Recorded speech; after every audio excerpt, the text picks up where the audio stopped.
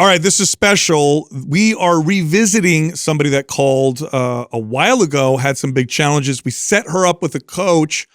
Check this out. If you struggle with a bad relationship with exercise and nutrition, you're going to want to see this. Check it out. Our next caller is Rachel with Christina Hathaway. All right. So for people who don't know, we had Rachel on the show a while ago. And at the end of that conversation with you, we figured, man, this would be so good if we could set her up with a really good online coach. And the first person we thought of was Christina. So you guys have been working together for a little bit now, right? Yeah. All right. How's it going? About 4 months now. 4 months. All right. How's it going? What's going on? Give us an update. Who do you want to talk to first? You're the star of this, so you go ahead. Oh, I'm no star. You're the star here. But Rachel, tell us what's going on, Rachel. Okay. So I want to go back to why I called you guys, right? I had originally, it was a fitness related question because I had developed a fitness routine that I used as a coping mechanism throughout, tough times in my life, and it wasn't serving me anymore. And I was confused and didn't know how to, move forward. And so you guys are the fitness moguls. And so I called you. You very graciously set me up with Christina. And I'll be honest, I thought, all right, she's going to give me a diet. She's going to give me a workout plan. And every day she's going to want me to log what I eat. And, great. Right. But it was free. Right. And so, hey, I'm a Jew. So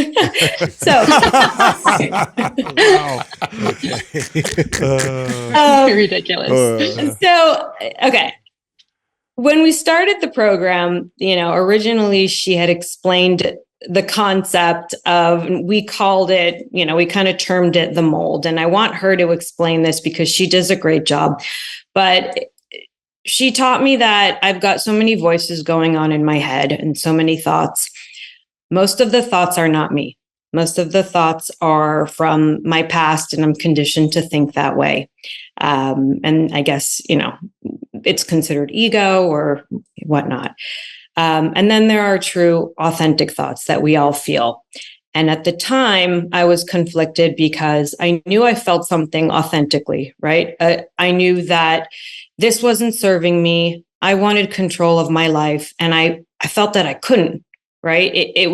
I know that I was able to do hard work and I was able to get through hard things, and I couldn't understand why I couldn't do this, right? We discussed the why. Why do I want to do this? The why essentially was I wanted control of my life. And we started the work. And the work, I'll be honest with you, it sucked. It wasn't easy, right? There were so many times that I called Christina and I'm crying. I'm on the floor in my garage, and I was so. It was a real breakthrough for me. It really, really was. But sorry, I'm going to get emotional right now. I think what I was experiencing, when I went through my divorce, was that this is hard work that came to me. And at that point, I wasn't able to run from it anymore. And I had to make a change. Right. And this was something that it wasn't bad enough where I knew I needed to make a change, but I didn't want anything else controlling me. Right.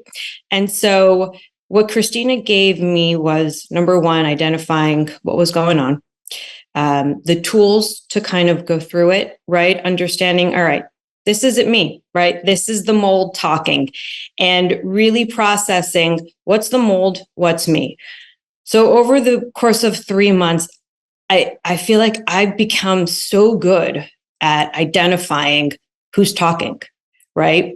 If it's the mold, I know how to talk back to it now. I have the tools to be able to process, what I'm feeling instead of turning to exercise immediately, because that's, that was my vice. But I mean, more so than that, there are so many things in my personal life that immediately, upon identifying, hey, that's the mold, right? I was able to make a change right away instead of waiting the months and the years. It's yesterday I made a really big change in my life that if I didn't do that, I would be staying in a situation that would probably cost 10, 15, 20 years of my life that I feel like I got back. And so what she's done, and I mean, she's going to be working with me probably for the rest of my life. I'm sorry, Christina, but you're stuck with me.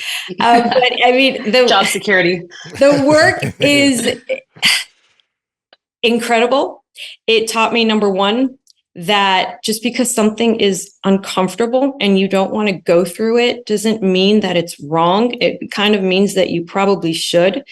We run from uncomfortable feelings because we don't want to feel that, right? We want to turn to whatever is certainty for us, whatever provides like safety and security. And even though working out for me did provide that, it was maybe in a moment, but it started turning into something that like no longer was serving me. It was controlling me. Right. So I've become good at talking back to it. I've become resolute in this is my life and I'm going to make choices and my own choices. And I also feel like I am never, ever going to let anybody, past, parents, siblings, teachers, lifestyle, experiences, addictions, none of that's ever going to control me again. The moment that I was able to identify what was my past controlling me and not serving me, and what is an authentic choice that I'm making, is when I was able to take control of my life. Like my authentic life started at June, I wrote it down, June 14, 2023. I'm 36 years old and I feel like I have a shot at a second chance in life. Wow. Awesome. Wow, that's great.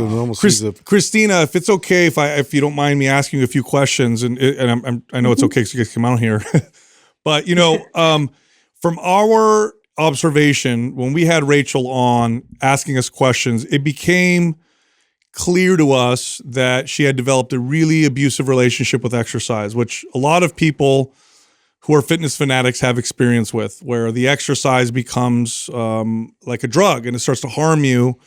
And it starts to, rather than add to the quality of your life, starts to take away from the quality of your life.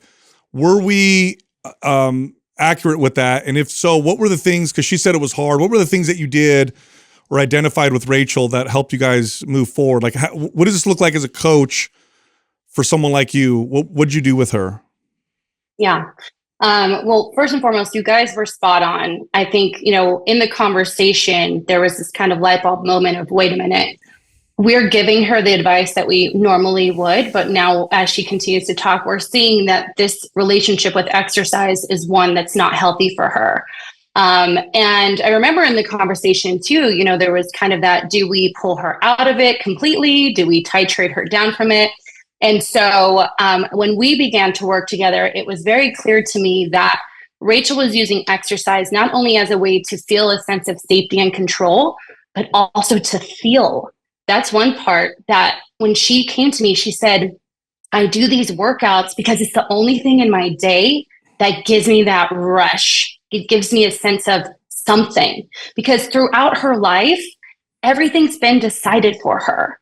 She has not had an opportunity to share her wants and needs, to be seen or heard, whether it was her, the community that she grew up in and kind of those rigid that conformity that community expects, to being the eldest in her family and being a caretaker for her siblings, to also her position in the community. Everything was decided for her. She didn't understand how to feel. And so exercise provided that feeling, right? That dopamine hit, those endorphins, everything you guys talk about was that drug. But just like any other drug, every time we get that dopamine hit, we need more and more and more. And I can't take credit for this. I don't take credit for any of this, because in all reality, she was the one who did all of this work, right? But I also want to say that when she came to me, she had already begun chipping away at this. And so she was ready for it. So that's for coaches listening or someone who is struggling with this, just realizing, like she said, this work is difficult, but if you can make this promise to yourself and trust the process, that's number one for the person coming in. But for me, I needed her to begin to listen to herself. for most of us, we don't have an opportunity to just hear or even think that what is going on internally is worth it, right? So we set up these little emotional check-ins that she would do throughout the day to just listen and witness her experience inside, right? Because if I've always been told by everything outside of me of how to think, feel, and do, I probably don't know what's going on. So I need to just sit and witness it as if I'm witnessing a TV show, right? And so that was one of the activities or tasks that we did. Then as I'm witnessing, now I'm aware of this thinking pattern, right? This thinking pattern that is continuing to tell me, do more, you're not good enough if you don't. All of the inner critic messages and voices, right? And through that, we did the externalization of saying, okay, I want you to personify, like, what does that feel, that thinking pattern feel like to you? If it was standing outside of you, what would it look like? And she says, it looks like mold.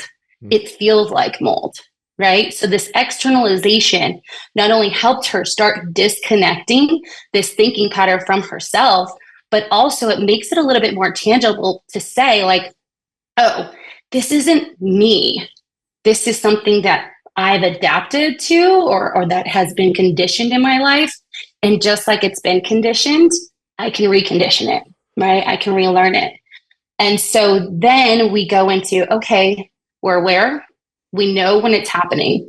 Now, what do we do with it? And this is where the discomfort comes in. Sometimes we literally just have to sit with discomfort, because if we are not getting uncomfortable, we are not creating change, right? And sitting through discomfort also requires tools to help you get on the other side. All of our emotions are transient. They have a beginning, a middle, and end. And we need to kind of ride that wave of the discomfort. And so teaching her skills to sit with herself and know, I survived. I survived it again.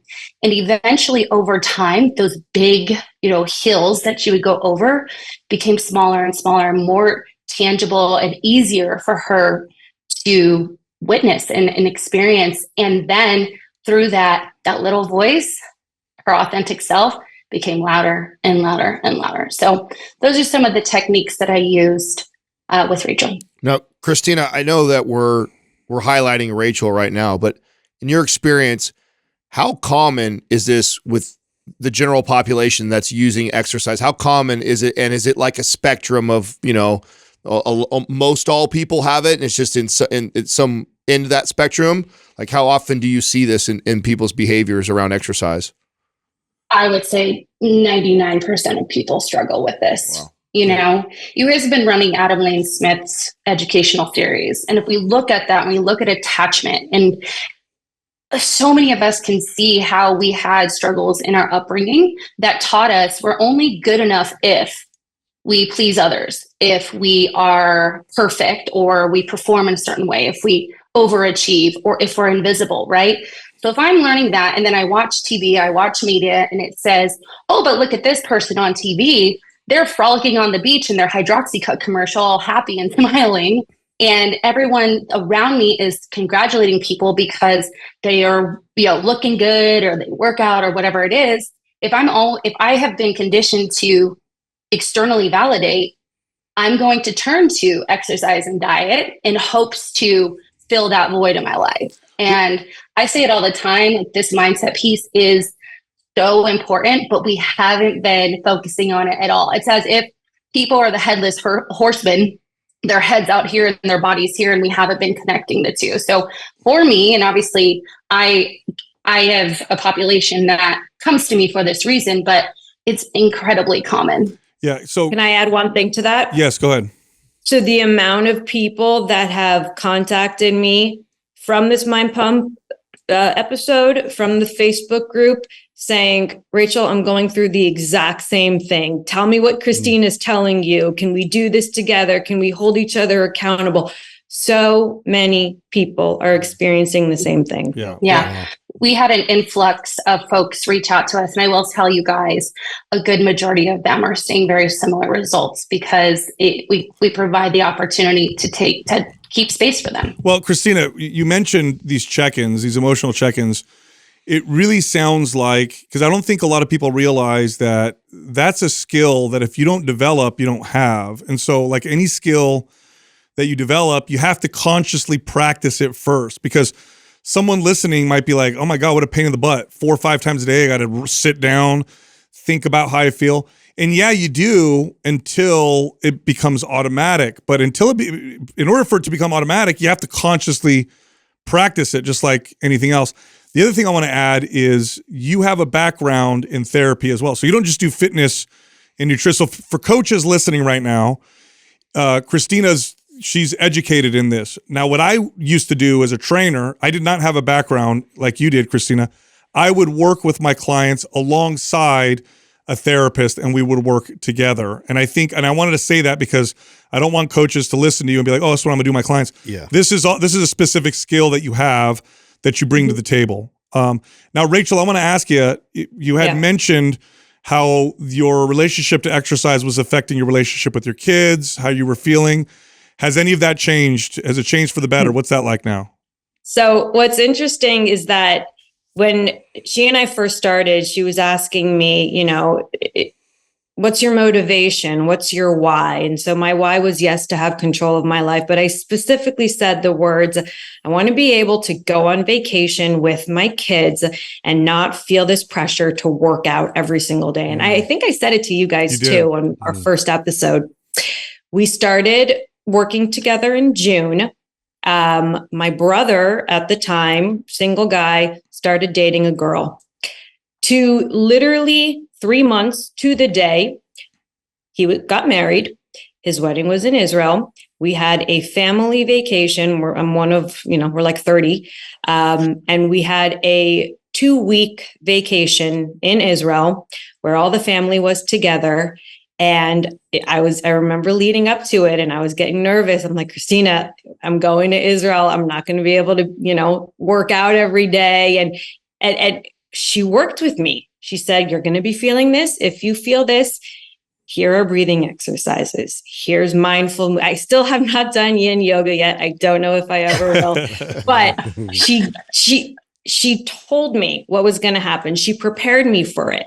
And I went to Israel and I did not work out once, and it was incredible. Wow. And I was literally able to enjoy my family, give my kids an experience that they will never forget.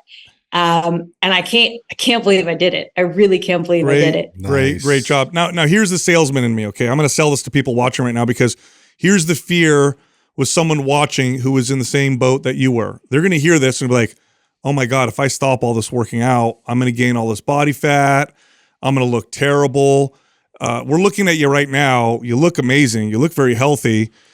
Any physical changes? I mean, you look healthier to me, but any physical changes? Like what's happened since you've broken the chains of this addiction? Honestly, my body got a lot better. There it is. There it is. I'm resting a lot more. I'm seeing so much more definition in my muscles than I've ever seen. The comments that I'm getting from people of like, what have you been doing? I'm like, honestly, working out a lot less. But my energy, right? I've got so much more energy now.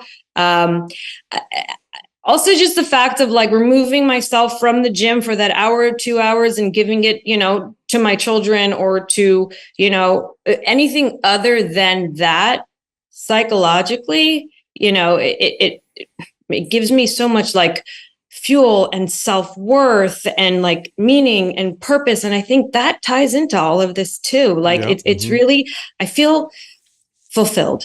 That's the only word I can really use right now. Excellent. Well, this is amazing to hear. I knew this would happen. I'm so glad we sent you up with the best.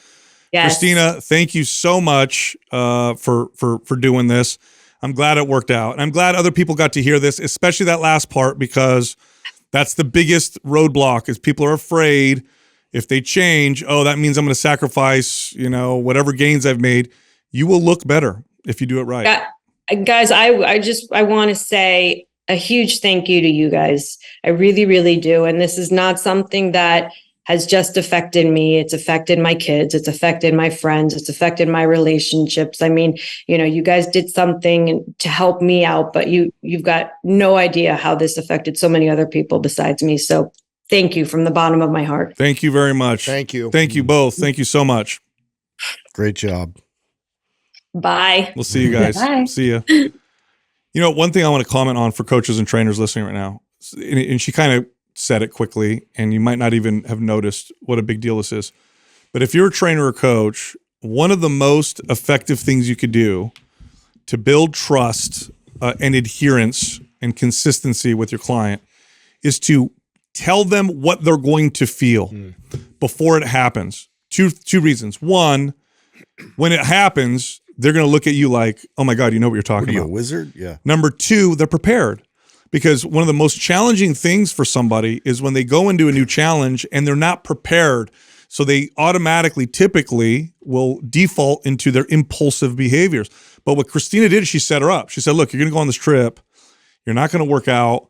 This is what's going to happen. You're going to feel like this. And when that happens, I want you to do Here's this. these tools. That's right. And so really it only solidified their bond. It built more trust in her coach, which is everything.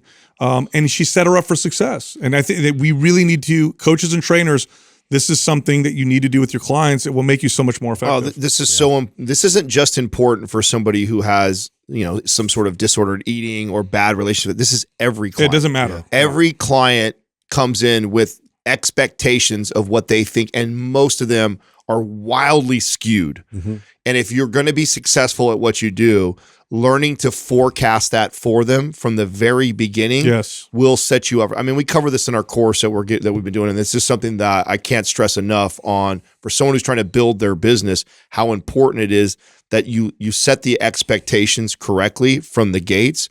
You'll see a huge difference, not only in their adherence to it, but the success in your business too. Totally. By the way, where do they find Christina? It's Mind Over Matter. Is that the name of her business? I think that was the name of her coaching business. Something like that. I'll look it up. Make sure we have that up when she's talking for people who want to contact her or find someone like her. Look, if you like the show, head over to mindpumpfree.com and check out all of our free fitness guides. If you have any fitness goals, you want some free help, go check those out. Also, you can find us on Instagram. Justin is at MindPumpJustin. I'm at MindPumpDeStefano.